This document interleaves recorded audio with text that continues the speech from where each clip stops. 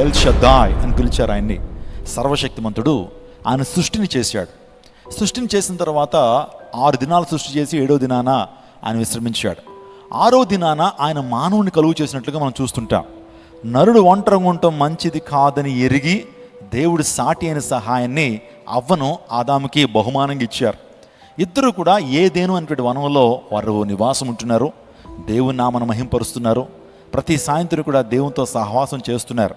అలా చేస్తున్నటువంటి సందర్భంలో దేవుడు ఆ యొక్క ఏదైనా తోటను తడపడానికి, ఏదైనా తోట సస్యశ్యామలంగా ఉండటానికి, ఏదైనా తోట చాలా పచ్చదనంగా ఉండటం కొరకు దేవుడు ఏదైనాలో ఒక నదిని ప్రవహింపచేస్తున్నాడు. ఆ నది ఎన్ని శాఖలైందని రాయబడిందంటే 4 శాఖలైందట. 4 విభాగాలైంది. ఆ 4 విభాగాల్లో మొదటి విభాగము, మొదటి శాఖ పీషోను. అది హవీలా దేశమంతుడి చుట్టూ పారుచున్నది. అక్కడ బంగారము, బోళము, గోమేధికములు దొరికినని దేవుని లేఖనాల్లో స్పష్టంగా మనం చదివాం. మీలో చాలామందికి ఒక అనుమానం రావచ్చు. ఏంటంటే ఆదికాండంలో ఉన్నప్పుడు దేశాలు ఎక్కడివి? ఆదికాండము మొదటి అధ్యాయంలో దేశాలు ఎక్కడి నుంచి వచ్చినాయి? అసలు అప్పటికి ఖండ విభజన జరగలేదు కదా, దేశాలు అనేవి రాలేదు కదా, మరి పరిశుద్ధాత్మ దేవుడు ఎందుకు ఆ మాటను రాయించాడు అనేటువంటి ఆలోచన మీకు రావాలి.